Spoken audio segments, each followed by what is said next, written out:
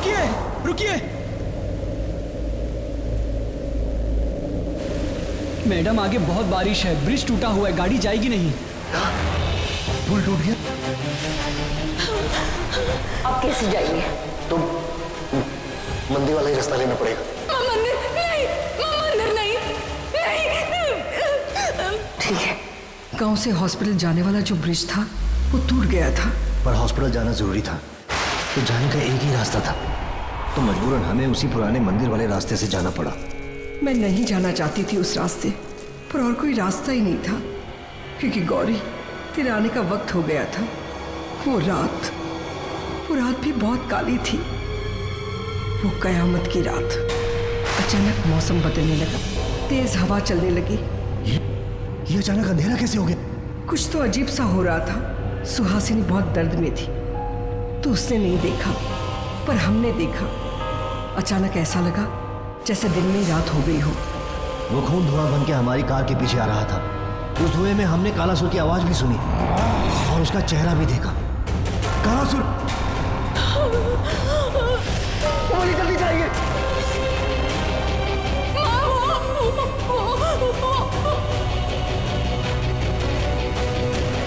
नहीं बेटा, कुछ नहीं होगा। वो मेरा बच्चा, वो आ गया। नहीं, कुछ नहीं होगा।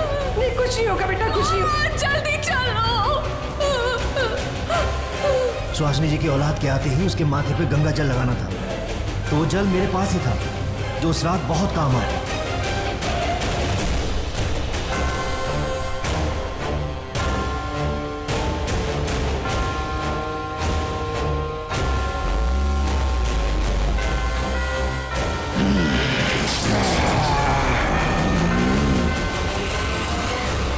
Congratulations, आपको लड़की हुई है। अब डरने की कोई बात नहीं है।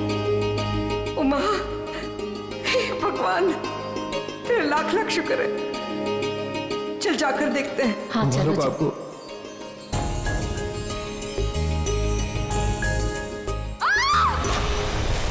अरे क्या, ये क्या? बचाओ! ये तो सुहासिनी की चीख। सुहासिनी, बचाओ! क्या हुआ? पंडित जी, मम्मी! माँ ये! तू आ गई? ले, मैं भी आ गया। कहा था ना मैंने, तांत्रिक कभी मरते नहीं, उनका श्राप कभी कटता नहीं। कहा था ना मैंने, जैसे तूने मुझे मारा, तेरे बच्चे भी मरेंगे, नहीं जिएंगे, मरेंगे। पंडित जी कुछ कीजिए।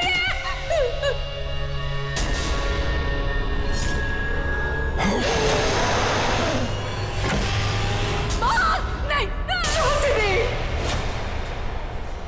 आज हर रास्ता, हर दरवाजा बंद, कोई नहीं बचा सकता।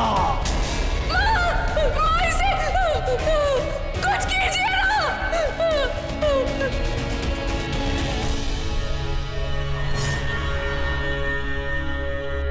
पर मेरे खून ने तुझे नहीं छोड़ा। वो जिंदा था, उन कतलों में ताकत थी, एक आखिरी वार करने की, तेरा इंतजार करने की। किया, आज तू मेरे सामने है।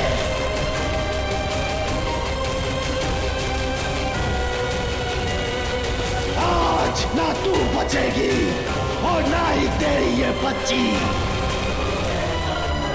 शुरुआत हो चुकी है उस शाप की।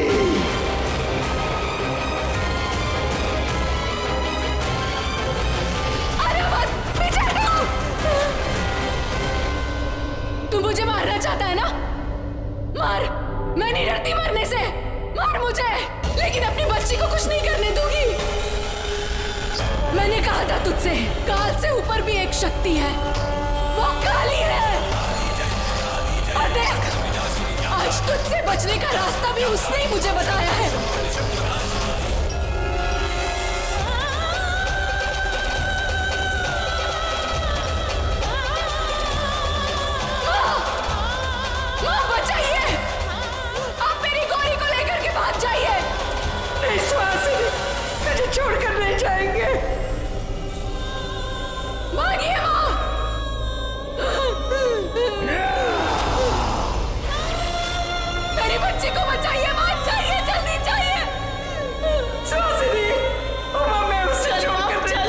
कुछ नहीं होगा माँ जी।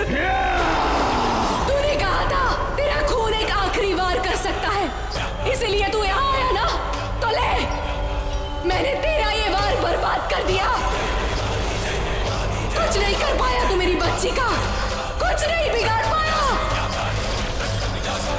और अब तू कोई वार नहीं कर पाएगा। खत्म तेरी शक्ति और खत्म हो जाएगा तू।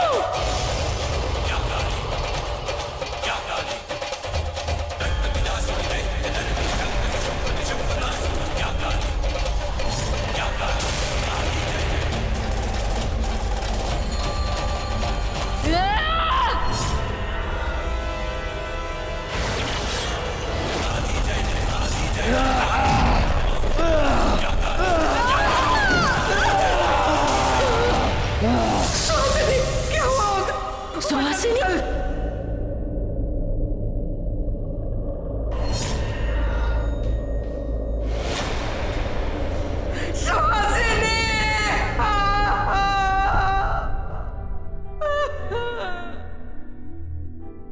उस शैतान के आखिरी वार की ताकत को मारने के लिए उसके साथ वो भी मर गई,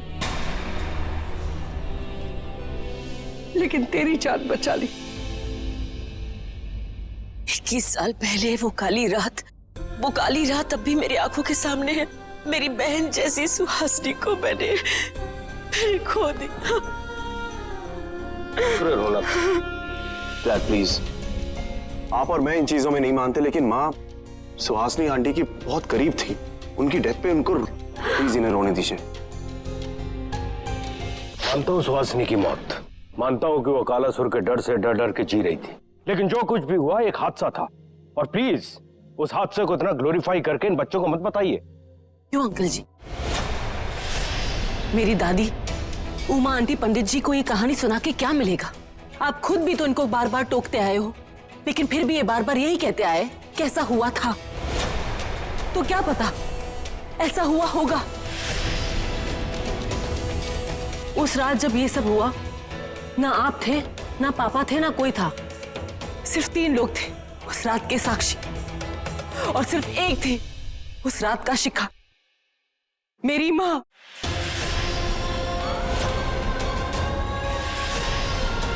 जिन्होंने मेरी जान बचाने के लिए अपनी जान दे दी। अंकल, मैंने मेरी माँ को कभी नहीं देखा, सिर्फ सुना है पापा और दादी की कहानियों में। और आज जब मुझे पता चला है कि मेरी माँ की मौत एक एक्सीडेंट में नहीं, मुझे पता नहीं मैं इस गिल्ट के साथ कैसे जी पाऊंगी कि मेरी माँ ने मेरी वजह से जान दे दी। अंकल, उस रात को मेरा एक नहीं बल्कि 2 बार जन्म हुआ था। पहली बार जब मैं इस दुनिया में आई, और दूसरी बार जब मेरी माँ ने उस शैतान से मुझे बचाया। आप नहीं मानते हो ना ये सब बातों में? कैसा नहीं होता है? हम ऐसी कितनी ही कहानियां सुनते हैं जिसे हम मानते नहीं, क्योंकि हमने कभी देखा नहीं है। लेकिन मेरी माँ ने और मेरी दादी ने देखा है, और इसलिए मेरी अपनी दादी की आंखों से मैंने देखा है। अगर आप इनकी कहानी को सच नहीं मानते हो तो इनकी सोच को तो मानिए। गौरी, तुम डैड से प्लीज नहीं। राजवर्धन सिंह सूर्यवंशी, आज बात मेरी माँ की मौत की है और मेरी दी की आने वाली जिंदगी की। So please stay out of it. चलो मानता हूँ सब कुछ सच है, माधुरी माँ मानती है, ये मानते हैं, और अब तो तुम भी मानती हो। लेकिन बेटा, इनके रिश्ते का क्या? इसका क्या फ्यूचर है? दादी ने ये सब कुछ जो बोला हुआ है, तुम भी बताओ आगे क्या करना है? डैड अब ये सब क्यों?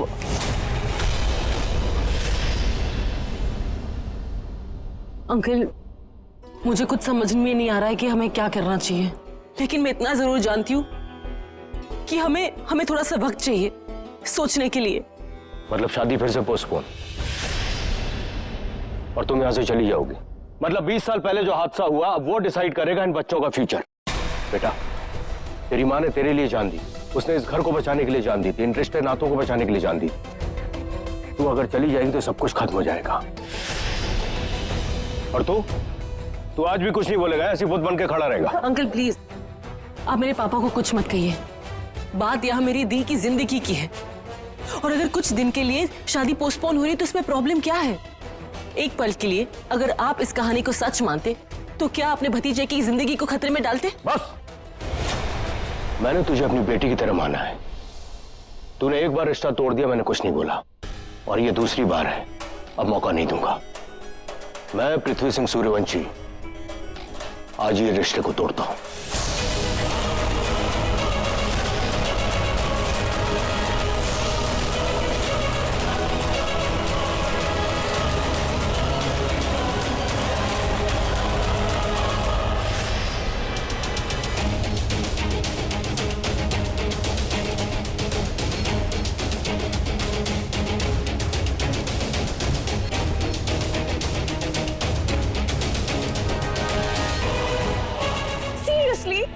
पंडित जी की बात सुन के ये सब हो रहा है, या फिर तू वो धर्म के साथ इतना टाइम स्पेंड करी उसकी वजह से ये सब हो रहा है? You've lost it, तू पागल हो गई है। Exactly.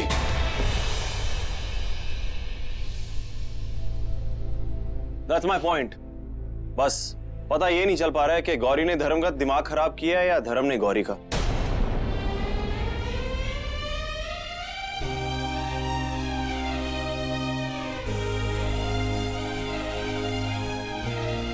देखो, जो कुछ भी हुआ, शादी तो टूट गई ना।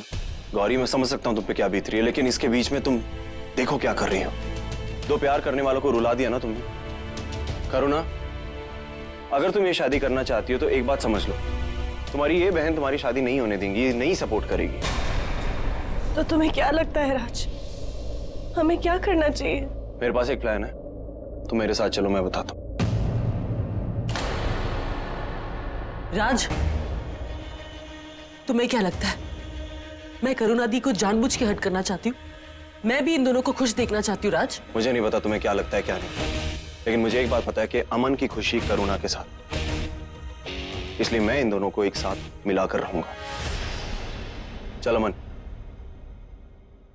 दी प्लीज मत जाओ दी, मुझे थोड़ा सा वक्त दो। दी जल्दबाजी में डिसीजन मत लो, आपकी जान को खतरा है। सही कहा तुमने, खतरा हो सकता है, लेकिन किसी और से नहीं, खुद तुमसे, miss Gauri Thakur. The please मत जाओ, दी प्लीज, दी मैं आपको खोना नहीं चाहती हूँ, प्लीज दी।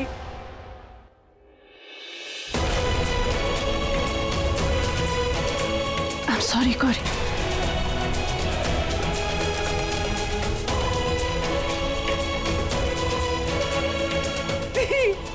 दी मैं आपको खोना नहीं चाहती हूँ दी।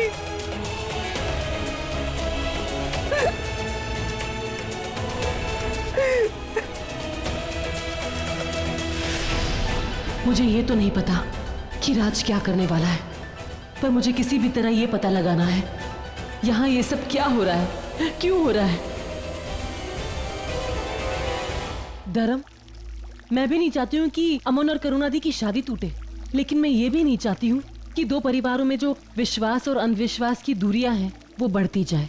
धर्म, मुझे ये सब कुछ खत्म कर देना है और हमें आज रात ही कुछ करना होगा, वरना कुछ अनहोनी ना हो जाए।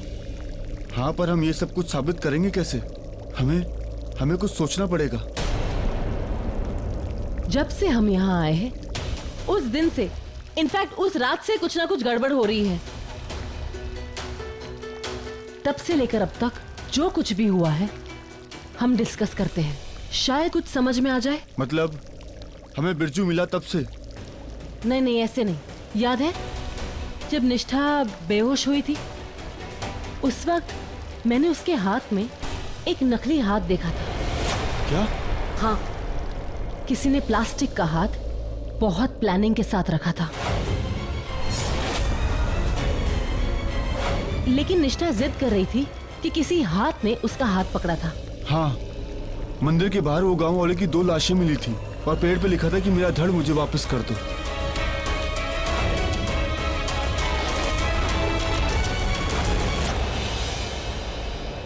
दादी को लगा था कि मीनाक्षी आंटी उनसे बात कर रही है, लेकिन मीनाक्षी आंटी तो उनके सामने से आई और काफी दूर खड़ी थी।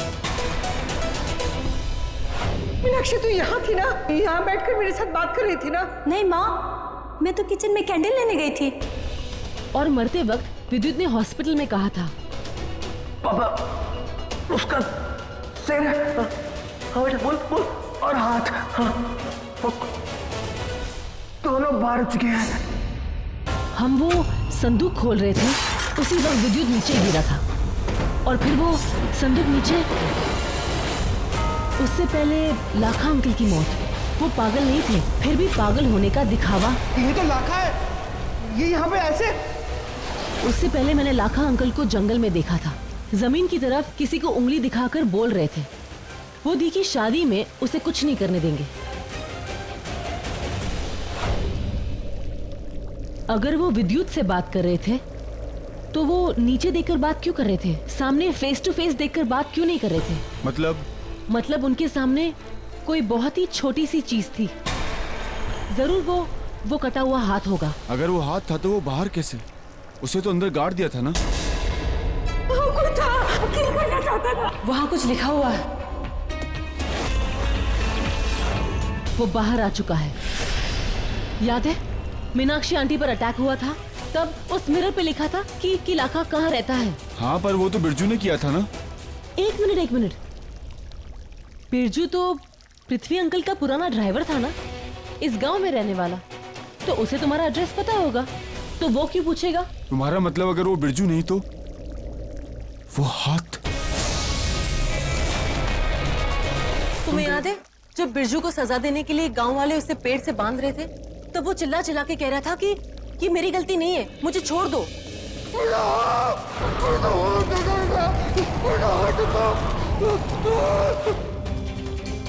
वो हाथ था। हाँ, जब उसने मंदिर पे तुम्हारे ऊपर अटैक किया था तब भी वो यही बात बोल रहा था। छोड़ मेरा हाथ, छोड़। ओह माय गॉड, इसका मतलब वो हाथ पहले ही आजाद हो चुका है। उसने पहले क्यों नहीं किया ये सब कुछ? तुम्हारे आने के बाद क्यों? दी मैंने आपका हाथ पकड़ लिया है। हाथ पकड़ के रखो दी, हाथ पकड़ के रखो मेरा। मेरा हाथ नहीं है तेरे हाथ में। क्या हुआ गौरी? मैं समझ गई हूँ, उसका धड़का है।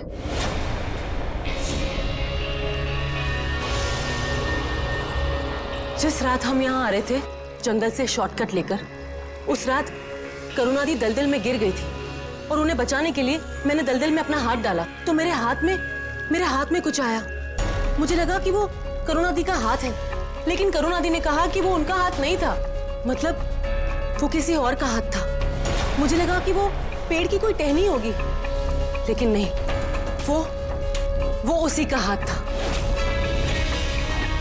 जिसे तुम्हारे बाबा ने उस दलदल में गाड़ दिया होगा और शायद मेरी वजह से वो खुल गया होगा और बाहर निकल गया होगा। और विद्युत को मंदिर में जो बॉक्स मिला था उसमें उसका सर था, जिसे खोलने के लिए उसने बड़ी चालाकी से उस बॉक्स को हमारी आंखों के सामने ला दिया था। वो जानता था कि उस बॉक्स में क्या है, ये देखने के लिए हम उस बॉक्स को खोलने की कोशिश करेंगे, क्योंकि वो बॉक्स विद्युत से नहीं खुला होगा, क्योंकि उसकी चाबी तो हवेली में है। तो चाबी मिलते ही जैसे ही वो बॉक्स खुला और हम सब उस बॉक्स में ना देखें, इसलिए हमारा ध्यान भटकाने के लिए शायद उसने विद्युत को ऊपर से नीचे फेंक दिया हो और हमें विद्युत में बिजी करके शायद हो सकता है कि उस बॉक्स से उसका सर बाहर निकल गया हो। और तुम कहती कि तुम्हें धड़ के बारे में पता कहाँ है? वाह वाह गौरी वाह, तू भी अपनी माँ की तरह बड़ी चतुर है। सालों पहले तेरी माँ ने मेरे 3 टुकड़े किए थे। कायनात की साजिश देख, आज तू ही मुझे मेरे 3रे टुकड़े तक ले जाएगी, तू ही मुझे मेरे धड़ से मिलाएगी। आज के बाद हर रात होगी कयामत की रात।